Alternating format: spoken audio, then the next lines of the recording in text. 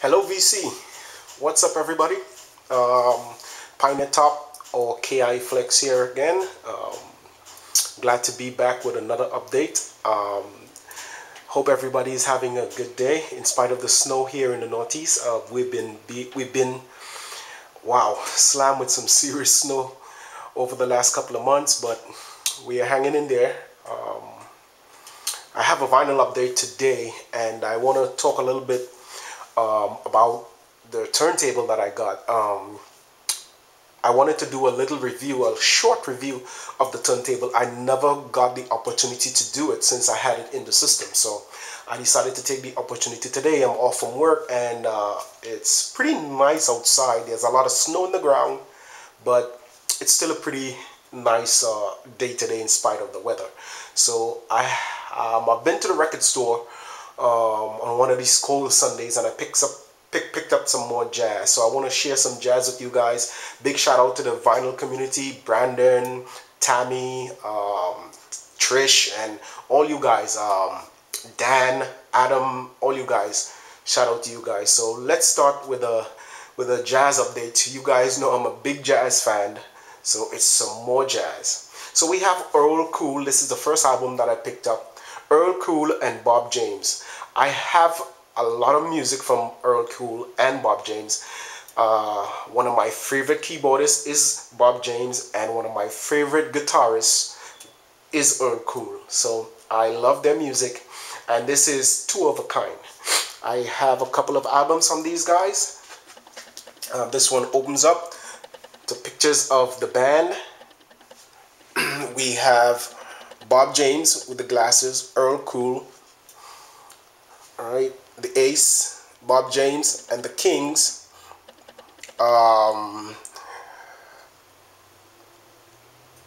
Harvey Manson and Michael Lang, these two guys. So this is Bob James, Earl Cool, two of a kind. Smooth jazz, nice listening, relaxing, very relaxing. Another jazz festival. This is up in Rhode Island, 1958 to 1980. Pretty big names are on this particular album. A jazz festival over there in Newport, Rhode Island. Yeah, Newport, Rhode Island. It's a famous jazz festival. They haven't had it in some years. I'm not too sure why it's not on the calendar anymore, but it was back in the day a pretty big jazz festival. That the Newport Jazz Festival. Some of the big names, too many names to call. Terry Clark, Joe Williams, wow, George, Benny, a lot of names, man, a lot of names to call. But this is Jazz Monterey, 1958 to 1980. Up there in Newport. This is a live recording, Newport, Rhode Island. Great recording. Jazz. Wow, love it. We have another Louis Armstrong live concert in Chicago. This is a concert that I wanted for a long time. I've heard it on CD, but you guys know vinyl is so much smoother. So I heard this on CD, and I was so glad I picked it up. It's Louis Armstrong live in Chicago. Another great recording. I love these album arts. They, taking up some pictures of him and that trumpet sound, man, that typical Louis. Wow, this is a great album. It's recorded live in Chicago, and it's awesome listening, man. Louis Armstrong live in Chicago. It's a great concert too. What else we have here? Ella Fitzgerald. Guys know female vocals. I have a thing for female vocals, especially the fundamental early female vocals. The modern day artists, Diana Krall, Adele, what's her name? There are a couple of modern day artists that I like, but for me, what hits my ticket is the old girls, man. The early female vocals, Ella Fitzgerald, Etta James, Sarah Vaughan, they do it for me. So every time I get an opportunity, I pick up an Ella, I pick up a Sarah, I pick up a Millie. You know, they do it for me when it comes to female vocals. So this is Ella Loves Cole. Pretty good recording as well. That's Ella Fitzgerald. Picked up some cool double albums. This is from Al Jarreau, Look Into the Rainbow, recorded in Europe. This was recorded, I think, in France. If I'm right, yeah, in France. The European tour. It's a pretty okay album. Typical Al. So the album art is pretty good. They took pictures from the tour. Pretty awesome pictures. Some from the studio, early 70s. Pretty good. It's a pretty nice album. If you're familiar with Al Jarreau, his voice is nice. It's really nice. I love me some Al Jarreau. Let's go again. Jazz again. This is Wichita Jazz Festival, 1974. This is Clark Terry, Big Bad Band. Beautiful trumpet music. It's on Vanguard. A lot of instruments, a lot of music, a lot of rhythms and riffs, and it's a pretty good. If you're a jazz lover, Terry Clark, really good jazz festival recording. We have some more jazz. This is Oscar and Harry Edison. What I can say about this, I really like this album. It has a lot of music, a lot of fundamental jazz. It has about 10 tracks, and each track, what is pretty nice about Oscar and the trio, you know, Oscar's piano have a nice tinge to it, a nice southern tinge to it, but what's nice about the trumpet and the piano, as the riffs comes in and they begin to play with each other, there's a nostalgia that this album brings. I really enjoy this album. This is Oscar and Harry. Great jazz stuff. This is Jazz Mellow Moods, or Mellow Moods of Jazz. It's a compilation album. I think it was recorded in, I think it was early 70s. Yeah, with different albums, different albums, different artists. They have Billy Butterfield, Erin Carries, Lee Castle, Barry Guthrie's, a couple of other famous names. So this is Mellow Moods of Jazz. Different horns and flutes, but it's pretty good music as well. I have another Ella. I was looking for this album too, so when I saw it, I have a couple of these Verve recordings, pretty much top notch when it comes to the quality of the recording from Verve. But this is Ella. She sings Gershwin, the Songbook Volume 2. Pretty nice. Typical Ella again, Fitzgerald. Then we have the boss. This is Duke. You got to have some Duke in there when you're looking for jazz, especially back in the day. This is Newport Jazz, again, recorded live from the festival in Newport. This is Duke Ellington. Wow, I can't get enough of this album. I've been listening to it for about a week now. So that's Duke Ellington. Then we have Freddie Hubbard, Ride Like the Wind. Pretty awesome jazz as well. Plays the trumpet. And last but not least, this is Glenn Miller, the original Carnegie Hall concert. Pretty good. It's a RCA Victor. That recording is pretty good as well. I'm enjoying these horns. Really, really, really great. Glenn Miller. And that's it for the vinyl update number 6, VC. So that's my jazz. You guys know I'm a jazz man. So I wanted to talk a little bit more about this turntable. This is the Music Hall 2.2 LE, which is the limited edition. It's been out for a couple of years now. I picked this one up after I sold my fully automatic Pioneer turntable, which was the PL-518.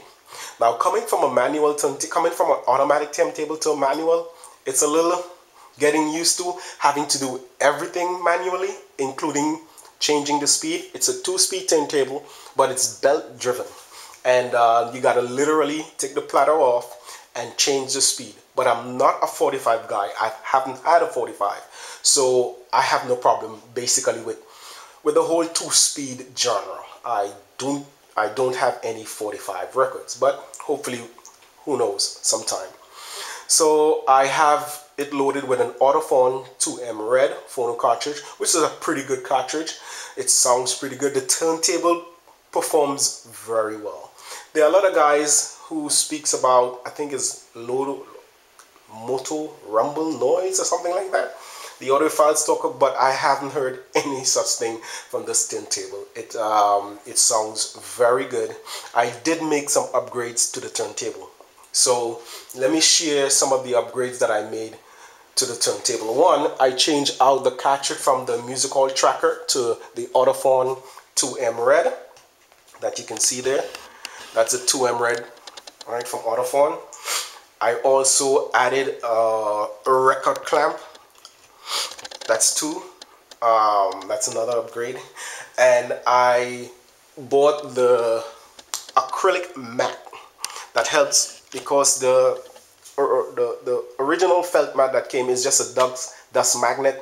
It just attracts static. It's a waste of time. So I got an acrylic mat, and it works pretty fine. I also did a physical upgrade to this turntable, and I will share that with you right now. For those guys that have a project turntable, let's say Project Carbon, Debut Carbon 3, or the Experience, or a Music Hall turntable like the 2.2 LE, they come with this original feet. See these feet?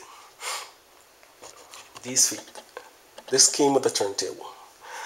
To be honest with you, these feet are not good at all of damping out vibrations. Trust me, VC, they are not good at all. So what I did some research, and I found this particular feet, this one here. I'm gonna share some info on those feet for you later. Now, this feet is a rubber composite, and it's 1.5 inches tall. It's the same width as the original legs, but the composition in which it's made up is pretty different. Now, the original has a threaded insert, but it's aluminum or metal based, and then they put some rubber inserts to do the damping. The thing about that is that it still transfers vibrations to the turntable. Yes, I'm gonna share something with you about that, and let you know why I upgraded the feet of this turntable. So this particular upgrade, this feet is completely rubber. It's complete. It's dampened right through. The entire thing is dampened. There's a metal shaft that sits about 1 inch. So the insert is also rubber damping. So putting this onto this turntable was not difficult. Now there's no thread in this insert, but because the insert is slightly smaller than the original, which has the thread, as you can see there, it treads just like you will thread this up in there. The feet, when you take this off, you take the rubber, you take the new leg, and you thread it just like you would, just with a little force, thread it in there, and it goes up and stays and holds. The thing about it is this: it does an absolute miracle on damping out vibrations. Now, I have a 2-year-old son. Every time I play some vinyl, he loves music. So he comes, and I have wood floors. Now, not that my floors are not good, they're pretty good. I just bought this home not too long. The thing about it, when he jumps, obviously vibration, he shakes the floor. When I had the original legs on, the vibration will come straight. So we continue. So my son, as he would be jumping, so-called dancing to the music, the vibration will come straight up the rack and it will affect the turntable. But when I change out to this particular feet, he can jump all day long. The turntable stays completely silent and quiet. It receives no more vibrations from his jumping. The dampening properties of this particular foot is excellent. So I would encourage anyone with a turntable, with a music hall turntable, a project turntable, or even a Pioneer or a Technique turntable.